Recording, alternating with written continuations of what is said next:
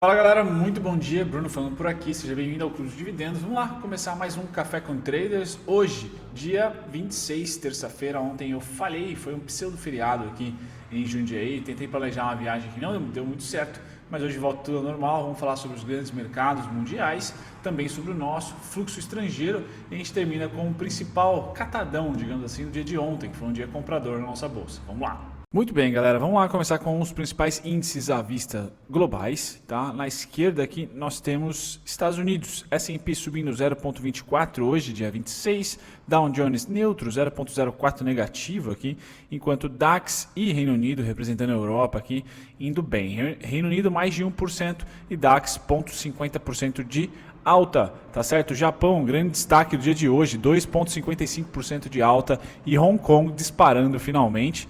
Tá, um período complicado lá em Hong Kong, sem dúvida nenhuma.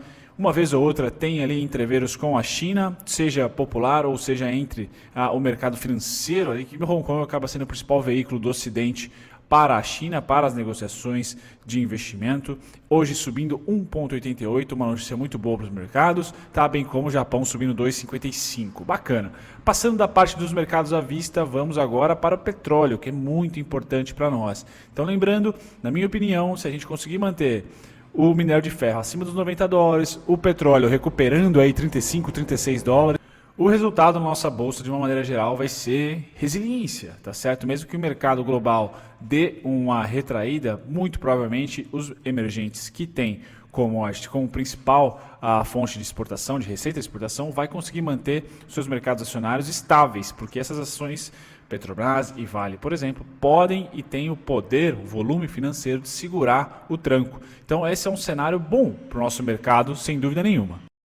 Quando eu falo cenário, galera, isso representa câmbio depreciado, ou seja, dólar bem alto, tá certo? E as commodities se valorizando. Então esse cenário é interessante para o Brasil. Ciclos de commodity em alta e a nossa balança comercial pelo dólar super valorizado, e o dólar está valorizado não só aqui, mas no mundo inteiro, acaba beneficiando o mercado acionário, principalmente porque nós temos duas grandes blue chips aí do setor, Petrobras e Vale, para começar, tá certo? Bom, passamos da energia e vamos para o minério de ferro bem menos volátil, só colocando aqui o petróleo, hoje negociando a 36 dólares, tá certo? Alta de 0,64, petróleo Brent, enquanto o bruto está a 34 dólares, queda de 0,23. Alta para o petróleo no último mês, alta muito boa, como eu comentei, para nós e para os exportadores, tá? Bem como agora a gente vai para o minério de ferro, super resiliente, então ele fez ali no mês de fevereiro, em março, um belo suportão em 83, 84 e abril, maio, conseguiu subir para 90, isso no contrato futuro de minério de ferro, hoje negociando 91 dólares e 42 centavos. Já faz aqui ao menos uma semana que fica beijando aí a região dos 90, o que é ótimo, tá certo? Ótimo para Vale, por exemplo. Ouro, hoje neutro, 0,24 de queda, são os destaques dos metais, tá? A gente passa para os agrícolas agora, cafezão caindo 1%. Tá certo? Uma queda de 1,10%, algodão 0,78% de queda, soja subindo 0,60%, interessante para nós, trigo, pãozinho caindo, na verdade neutro 0,10% de queda para o trigo, bem como com o açúcar sempre nos 10 centavos e o milho subindo 0,39%.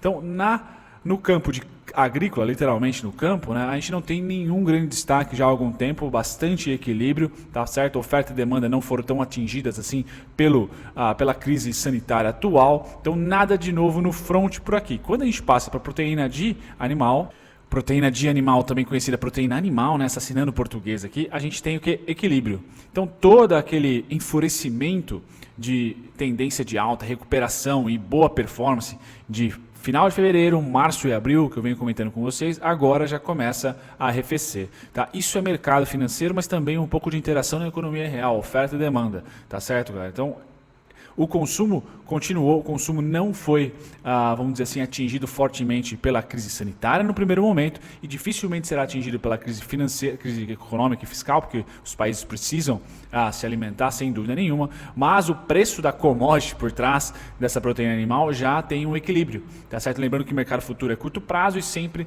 ali tentando precificar o mês seguinte, o preço dos meses seguintes, para que as empresas possam negociar contratos de proteção, principalmente, para isso que foi feito os derivativos. ativos. Aqui no mercado de proteína animal já consegue chegar num equilíbrio. Tá? Isso é importante porque, para você que se interessa em fazer aportes, novos aportes ou um novo aporte no mercado de JBS, Marfrig, Minerva, há um momento agora de equilíbrio, há um momento de realização. Tá? Então isso é importante e acho que isso que eu trago de valor para vocês aqui no Clube dos Dividendos, porque a gente consegue pegar oscilações de preço de tendência, mas toda tendência chega a um fim. Tá? E precisa de uma realização. Esse é o mercado de proteína agora. Para final de maio, tá? Primeira quinzena de junho. Tá? Para uma terceira, quarta a tendência de alta, pernada de alta, nós precisamos agora da confirmação do que vai vir a acontecer com o câmbio. Principalmente câmbio é muito importante. Tá certo? E é por isso que a gente acompanha também os movimentos dos juros. Então, no mercado de proteína, nós temos o quê? Suínos, 59 dólares, equilíbrio entre 60 e 67, né? Comentaram com vocês. Mesma coisa o gado de engorda, hoje neutro, tá certo? Sem grande oscilação. Já tem ali certo equilíbrio. Para você que opera BMF, às 9 horas aqui no Brasil, nós temos os mercados futuros hoje subindo, tá? Então deve ser muito provável um dia de manutenção da nossa alta, tá certo? Nós tivemos muita alta ontem, uma alta bem consistente de 3,60%. Então hoje, dia 26, o S&P sobe 1,31, indicando um dia positivo. Nasdaq está praticamente neutra, 0,08 de queda. Dow Jones 0,67 de alta. Nikkei 0,45 de alta. E DAX Alemanha com 1%. Então, Europa e Ásia subindo de maneira controlada, ou seja, o que deve valorizar a manutenção da nossa alta de ontem, não necessariamente aquele super relaxamento dos preços ou realização. Com o S&P subindo, força mais um pouquinho. Então, isso para você que opera os mercados futuros pode ser muito interessante, porque a gente não vai ter aquela abertura em gap, nem de alta e nem de baixa, deve ser uma abertura equilibrada com os mercados com apetite ao risco. Tá? Isso é bom, isso é interessante para você que está otimista, principalmente com os contratos futuros. Lembrando que os contratos, já passo para vocês, já viraram para o negativo no curto prazo, enquanto o gringo, como vocês vão ver já, está comprando ou realizando no mercado à vista finalmente. Juros, o que nós temos aqui? Uma volta nas vendas. Tá? Isso pressiona dólar para cima. Sempre que a gente vê aqui os juros não conseguindo resistir, vamos dizer assim, à taxa de 3% ao ano, a gente vai continuar tendo dólar pressionado para cima, mesmo que a bolsa suba. Tá? Então, juros queda, nós temos a atualização dia 25, o dólar comprador. É batata, não tem jeito, esse é um instrumento, essa é uma jogada do mercado financeiro, instrumento financeiro que está à disposição dos fundos e dos grandes players, vamos dizer assim. Dólar continua pressionado em alta, tá? Saldo comprador ontem e o saldo do contrato que vai vencer essa semana também, tá certo? O comprador vai terminar o mês de maio com certeza com saldo positivo, enquanto que o nosso índice futuro fez o que a gente comentou aqui juntos no Café com Trades, a barriguinha lá, ó, já é negativo. Então toda a compra lá do dia 24 de abril feita no contrato futuro, que vence agora 15 de junho, já está negativo. Então o saldo do contrato já é negativo, veja o dinamismo, tá, do investidor estrangeiro. Então é muito rápido, por isso que é bacana fazer os estudos diários para que você se posicione e tenha um pouco de vamos dizer, sensibilidade em relação ao grande fluxo dos gringos, que é mais ou menos 40% do fluxo da nossa bolsa. Então o contrato futuro para o curto prazo de bolsa está vendido. Isso remete ao quê? Se está comprado em dólar, vendido em juros, tá certo? Juros caindo, força compra de ativos de risco. Só que os juros caem em uma tendência que a gente tende a crer. Tá? Deixa eu colocar no gráfico de juros. A gente tende a crer que essa tendência dos juros vem desde ano passado, desde o novo governo, a queda excessiva não, a queda contínua dos juros. Isso força mercado de risco. Não tem jeito. E o mercado de risco, se o juros está em tendência de queda, o mercado de risco tem que ser para médio e longo prazo. Ações. Hoje, dia 26, então, trago para vocês finalmente aqui, fluxo comprador. E eu gosto deste tipo de movimento, por mais que seja um gráfico linear, não de candle, tá? Mas aqui no verde claro, fluxo gringo, movimento arredondado, tá? Porque é um movimento pensado, um movimento arquitetado, não é aquele movimento rápido que a gente não consegue prever se foi só um spike ali, uma realização rápida, ou se realmente teve ali dias de equilíbrio e compra. Nesse caso aqui, desde o dia 15, desde o dia 18, vamos colocar, tá? Segunda-feira, até o momento atual a gente teve compras no índice, tá? Perdão, compras no mercado à vista. Então aqui esse gráfico representa as ações, tá? Aqui em tese são investimentos de médio e longo prazo, não necessariamente especulação de curtíssimo prazo, como é o índice futuro, tá? Então isso é bacana, a gente já vê aqui uma boa realização pelos gringos, tá? De um grande fluxo vendedor que ainda existe. Então, como eu falei, maio, o mês inteiro e a primeira quinzena de junho, a gente pode ter o que? Lateralização, por quê? É um mês caracterizado pelo reposicionamento, ou pelo começo de posição, tá? Depois de um primeiro tri que a gente teve que digerir muitas coisas complicadas, tal qual a crise sanitária. Então é importante ver gringo realizando esse acumulado do mês. Não vejo tendência na bolsa enquanto a gente não tiver gringo andando junto.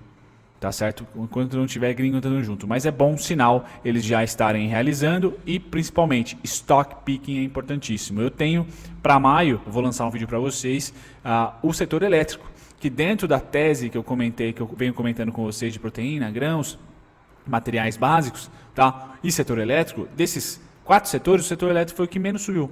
Então agora, final de maio, tá, eu fiz um aporte na Equatorial, tá, e pretendo olhar mais o setor elétrico para esse segundo tri, tá, porque o segundo tri será 100% impactado pelo Coronga, não vai ter jeito. Então prefiro colocar o meu capital ou olhar o setor que vai ser menos impactado e o setor que menos subiu até agora. Menos impacto e que menos teve valorização, cair no funil, vamos dizer assim, né, do setor elétrico. Então estou de olho no setor elétrico e eu gosto de ver gringo comprando a bolsa, pelo menos para médio prazo, ou de fato realizando um pouco dessa venda enorme. Então há compras, galera. Aqui até o dia 21 tem atualização, isso é interessante. Bom, as maiores variações de ontem, dia 25, tá certo? Deixa eu tirar um pouco do zoom aqui, beleza? Então, VVAR está colocando 11,63 em xeque, já chega lá, se não chegar essa semana deve chegar nas próximas, então muito volume, pole position para ela, Gol e Cogna. Então Cogna é uma grande incógnita, né? Bastante volume não sai do lugar, tá? Tal qual o Cielo, tá? Então esses são os grandes destaques e a IRB entrando aí para o hall das ações mais especuladas da bolsa, né? São todas elas aí ações de alta especulação com destaque para a IRB e para a Cogna, tá? A IRB com fatos relevantes enormes e a Cogna por estar nessa precificação de R$ 3,80 e R$ 4,00, 4,50 há muito tempo, né? Vamos ver se ela retoma as compras lá para os R$ 8 e R$ 10. Inclusive eu tenho posição na Cogna, tá? Maiores altas, destaque aqui eu dou para a VVAR, com certeza, né? Deixando muita gente contente. O WIS comentada recentemente aqui no canal e a CVC se recuperando. São as altas que eu dou destaque. Terminando aqui com as maiores baixas de ontem, poucas, né? Mas principalmente as ações que subiram muito durante a queda e que até limparam a crise. No caso, commodities, tá certo, cara? Então, commodities realizando. Maio já é um mês rubinho por si só, mas principalmente as ações que sobreviveram e sobreviveram muito bem a março e abril, agora realizam. Batata, esse é mercado, né? Isso é o mercado. Precisa de realização para novas altas ou para novos aportes. Então, SLC, Suzano, Klabin, BIF, veja aqui, grandes empresas de commodities e materiais básicos que foram os dois grandes setores durante março e principalmente abril. Certo, galera? Fico por aqui, até o próximo café. Vejo vocês lá. Tchau, tchau. Muito obrigado se você ficou até o final do conteúdo, eu agradeço a companhia de vocês e eu estou aqui para convidar vocês a pesquisarem, talvez de uma maneira mais dinâmica, os conteúdos que vocês esperam aqui do canal assistir e também aprenderem do zero e de graça com a nossa descrição. Vamos lá, para você pesquisar exatamente o ativo ou o tipo de conteúdo que você quer achar aqui no canal, visite as nossas playlists, aqui é só clicar em playlist, depois você vai ser direcionado a todas elas e aqui você vai encontrar o seu ativo preferido, o ativo que você quer estudar, unit, preferencial, ordinária ou playlists que contemplam aqui ações com alto dividend yield ou duelo de ações, onde eu comparo 2 ou 3, 5 ações até que vocês pedem para mim nos comentários. Passadas as playlists, você também pode aprender do zero e de graça, visitando a nossa descrição. Só ir lá na descrição de qualquer vídeo meu, você vai encontrar aqui primeiro e-books gratuitos e também videoaulas feitas por mim, gratuitas, sendo 3 principais aqui, também temos as masterclasses e mais relatório e e-book para você aprender não só análise técnica, mas também um pouquinho de fundamentalista.